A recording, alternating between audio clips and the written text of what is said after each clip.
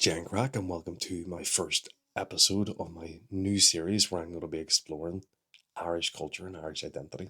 And we're going to be looking at that through the lens of history, art, music, folklore, and events that are going on.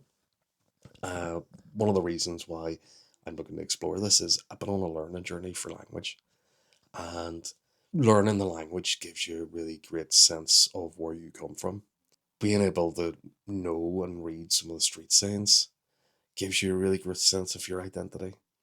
But growing up in Belfast, um, and I grew up in a Republican area to a self identifying Irish family, going to Catholic school. And still, for some people out there, I'm not Irish enough. Anybody here that goes across the water to England with this sort of accent is Irish. But if I go down to Dublin, I'm not Irish enough. And the people of Dublin, it's been a very long time since anybody down there has had to fight for their Irish identity. Um, so much so that they're a little confused about what that means right now from a lot of things that are going on, but I digress. So I've been looking to really pick apart what is it that makes us Irish? What what components can you put together and identify as being Irish then? Because for some people up here, they like to tell me I'm British all the time, but my passport says otherwise. So if people can still self identify for me that I'm not Irish, what is it that they're not seeing? This is what I need to learn. So I want to actually look today at the Fleadh. The Fleadh is currently going on. Growing up, where I did, the only Fleadh that was on was there's a local one in North Belfast that used to happen right beside my house called the Ardoin Fleadh. And essentially it was the same thing. It's a music festival. But that's a little community group that puts that together to keep the kids off the streets and out of trouble. Give them something to do during the summer. Give something for everybody to look forward to, and really great community spirit. In West Belfast, they don't have that. They have the Fleadh Cheoil. More or less the same thing. Probably on a bigger scale, I would say now. I used to think that the Fleadh and Ardoin was the biggest thing in the world, but the Fleadh, massive, absolutely massive. Been the loads, lots of really good music, and going to that actually has helped cement my Irish identity. There's not an awful lot of music that I would like playing at these events. I don't listen to a lot of that stuff, but going to like the rebel nights and stuff, that for that just cements it for me. I don't know what it is. I wouldn't look like a guy that would listen to that sort of music, but maybe just reminiscing about my granddad who used to stick them on all the time, and there's something about it. It is hard coded into your identity. So in terms of the Fleadh, the Fleadh is here in Belfast right now. I knew about it because it was in Derry before, or Londonderry, depending on what flavour you are. I don't really mind, but I didn't know an awful lot about it. It's never been here. It's never been on the map for me. I've never had to know or learn, and seen a bit more of it last year on social media in Wexford. I thought that probably would have been really interesting to go to, and see now that it's here and I'm at work, I can't really go to it. I'll make my best efforts to go down this week and then go down a day at the weekend. Trying to understand the scale of it and how big it is, and like 800,000 people additionally coming to Belfast this week. I didn't even know we could house that many people. Like we've had to set up campsites in our Ormore Park, and we've had this. There was talk of setting up campsites in the Falls Park as well to allow people to pitch a tent, park a caravan, and I just find that it's just unbelievable. That just shows you the massive scale of this event. And the other great thing is that whilst everybody's down there having fun, having a pint, the roads have actually been really clear. I can go get my shopping a lot quicker. So that's been lovely too. I just passed my driving test like a month or so ago, so having the roads nice and empty is nice right now.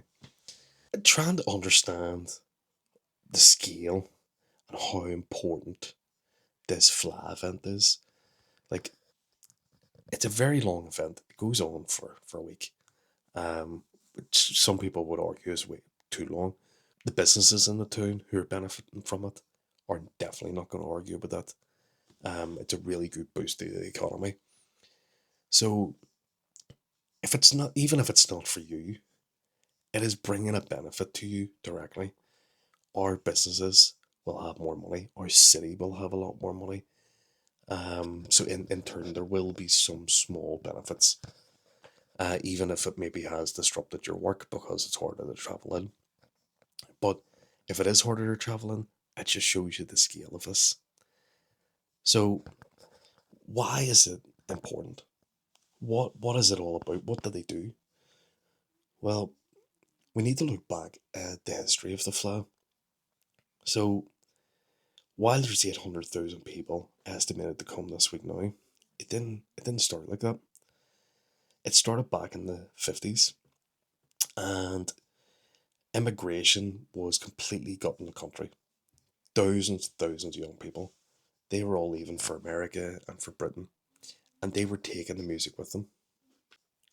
But back home, modern dance halls were being set up, radio was coming about and taking over. So traditional music was starting to be pushed out, labelled as old fashioned.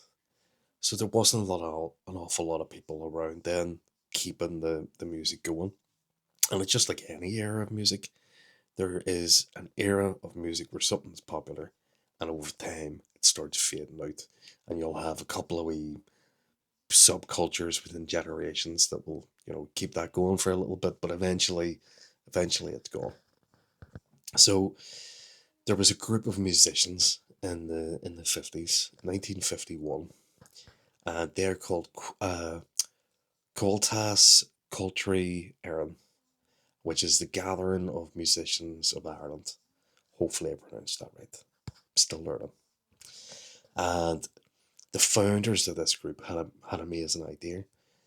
If they believed if they were to restore the prestige of traditional music, they're going to need to do something like really out there. So they decided to actually make it into a competition. They wanted to crown an All Ireland champion of traditional Irish music in the hopes that the gamification or the competition part of it would start enticing more young people to start taking part.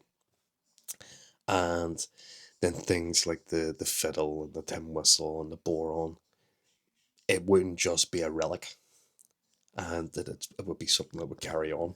So the very first Fleadh was in Mullingar in County Westmeath, uh, sort of in the middle of Ireland somewhere, and it was tiny. It just had a handful of pipers and fiddlers in a room, but that's all it took.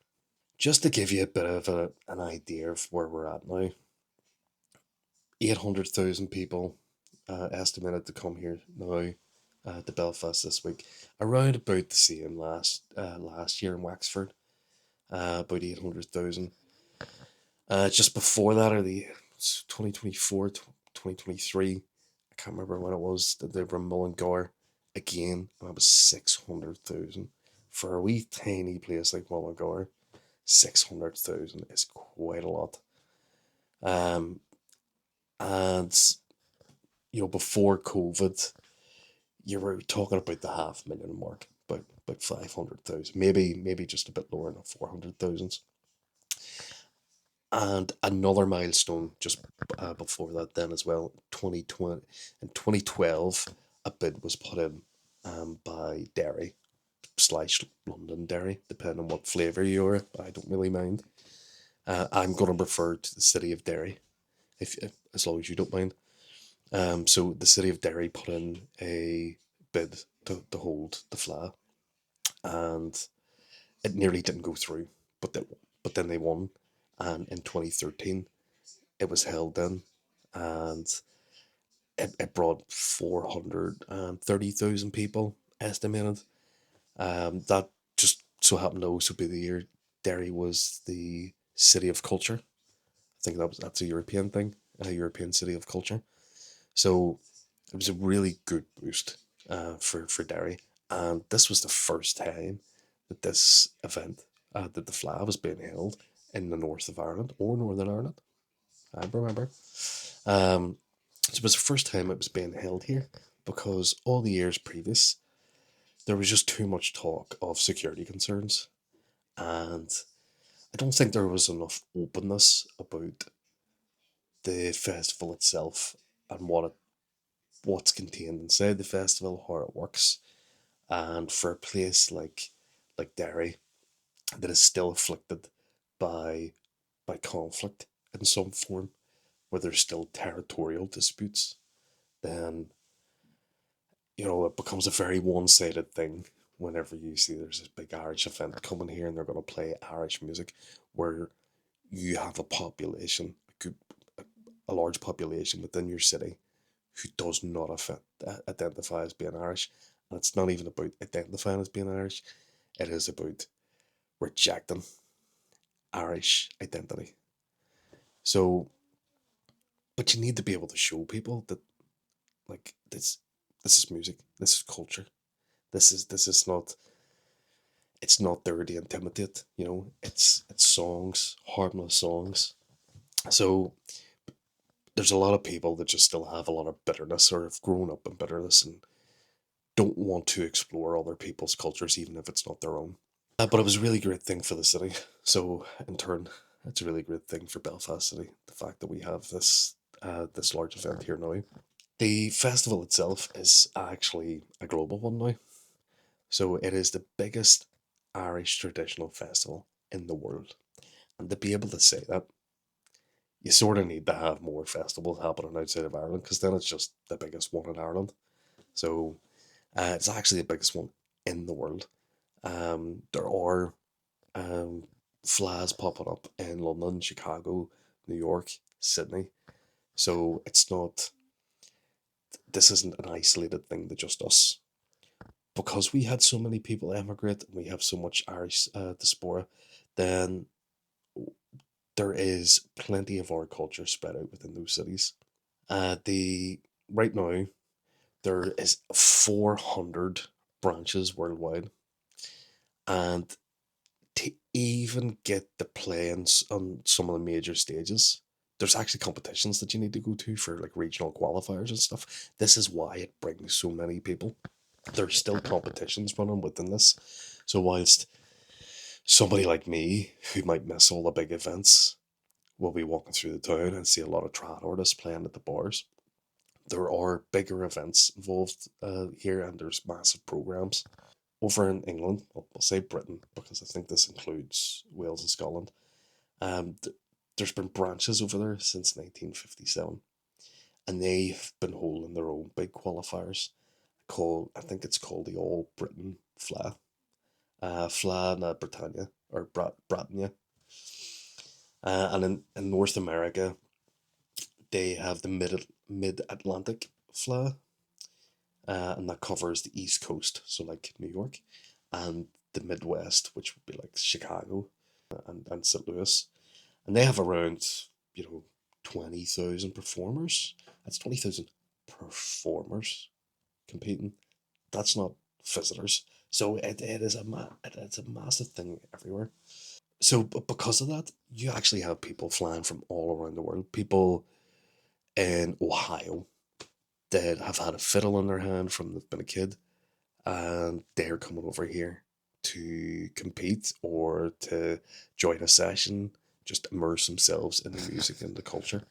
So, as this is the second time that it's been here in the north, the city's been completely transformed. Anybody who's been in Belfast recently will know that post COVID, the place has been completely run down. Like it's not been the same city as I grew up in the 2000s. Um, but specifically for this event, then things are looking a lot better. We've actually pedestrianised a good portion of the city. Then so all the pubs in the Cathedral Quarter are sort of spilling out into the streets with trad sessions then as well. And that you need to do that when you're trying to accommodate nearly an extra million people in the city. But massive full circle moment, tiny room in Mullingar to try and stop the music from dying, to just an unimaginably massive cultural festival that's taken over Belfast right now. I can't wait to actually soak up the atmosphere.